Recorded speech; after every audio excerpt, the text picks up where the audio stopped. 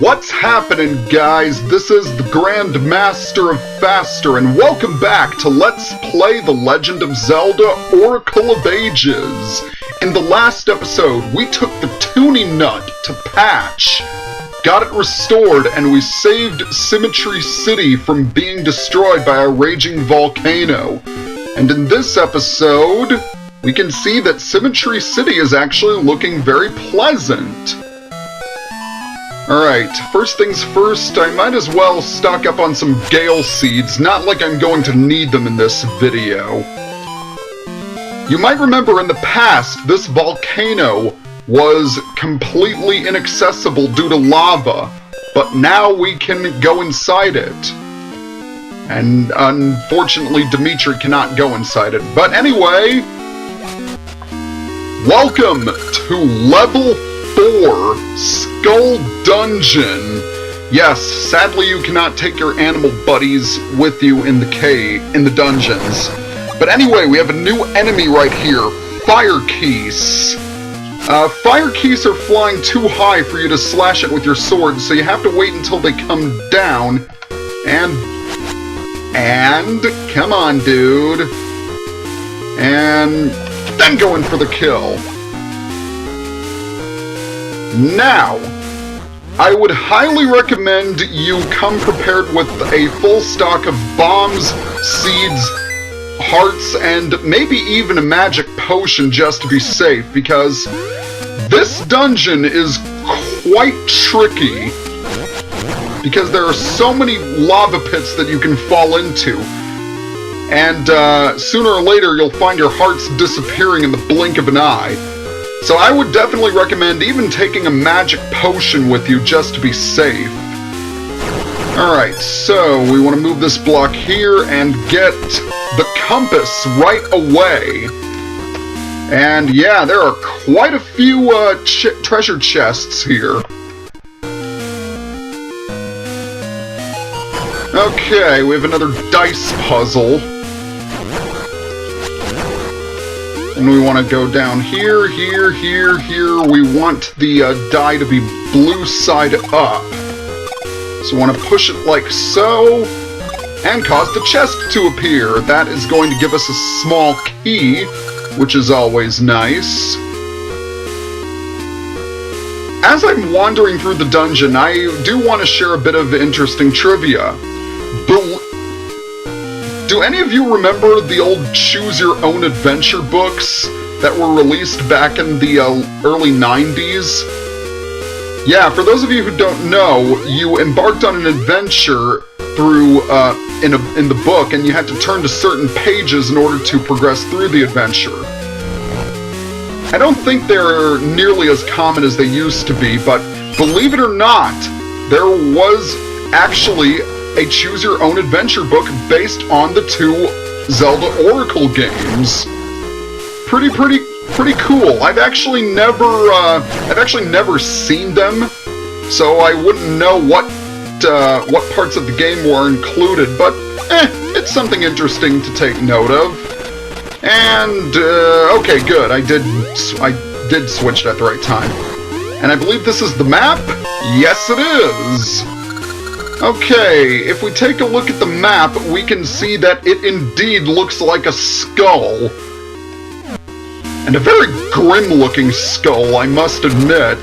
The same can also be said for the music. It is dank and depressing, and I have to say, fits the atmosphere of the dungeon pretty well. Okay, we want to hit that switch as when we come back. Alright, see that crystal switch moving? We're gonna need to take out our seed shooter and shoot that crystal switch from afar to get another key.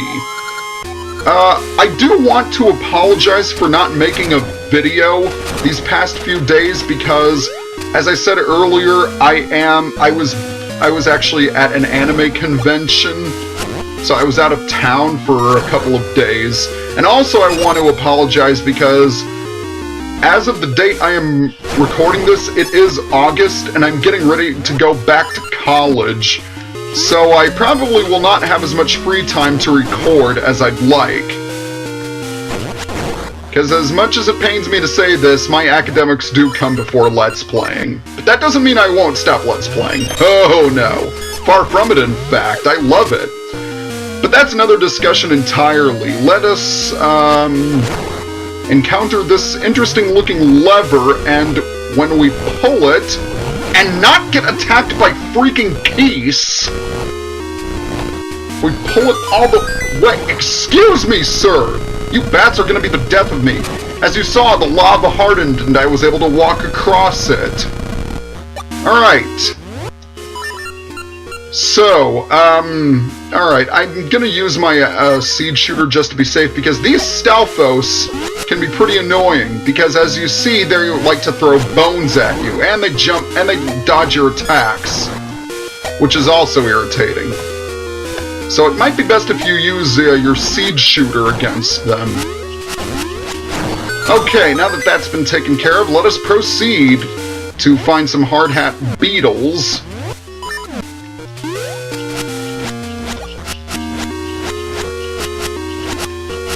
Okay, there we go. Now, let us go up, and we have a jumping block puzzle. Haven't seen these things since, Wing Dungeon. So it's, nice that some puzzle elements are getting reused.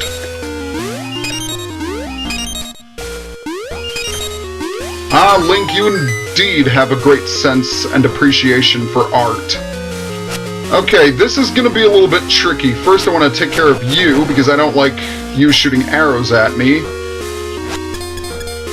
Yeah, true to the name of the dungeon, you're fighting a lot of skeleton enemies.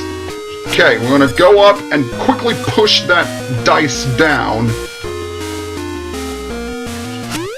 And we want to very quickly move before that pit falls. Okay, good, I got the dice in place. Yeah, that can be very, very annoying if your reactions aren't quick enough.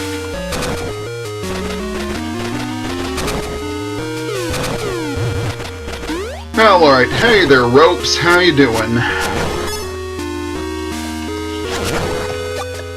Okay, just want to check my map for a bit. Yeah, I should go right, because that's where the chest is. Okay, we've got another key hidden here, I believe.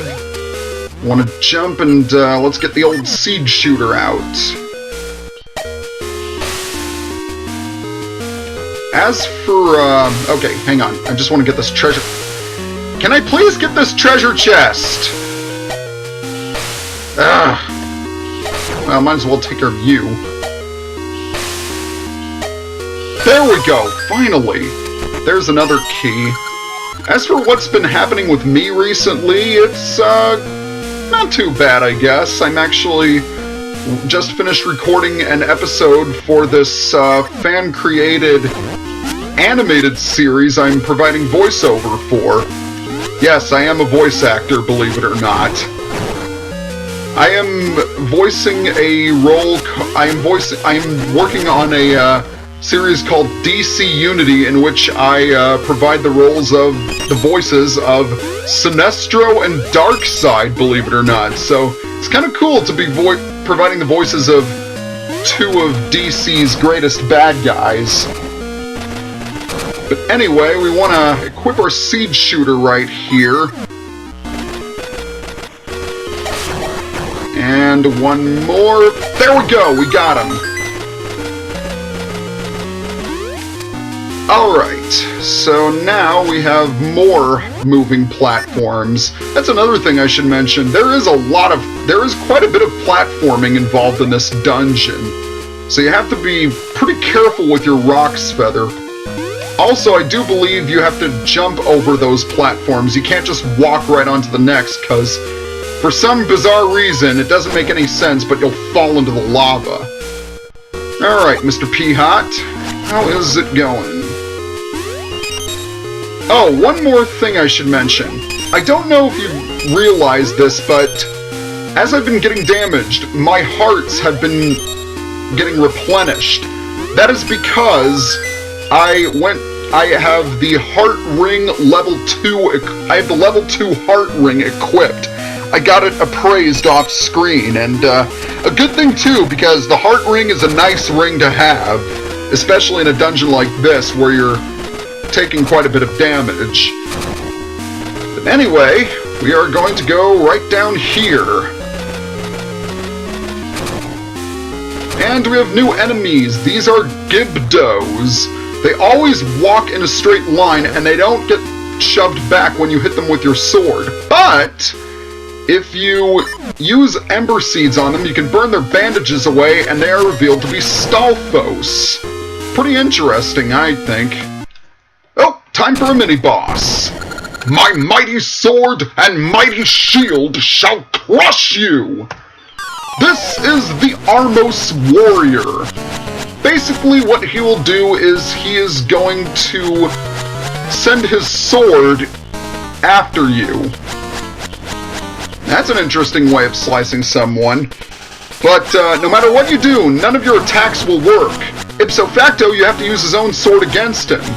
And I don't know if you can tell, but there was a sword etched onto his shield, which is, I guess, a bit of a hint.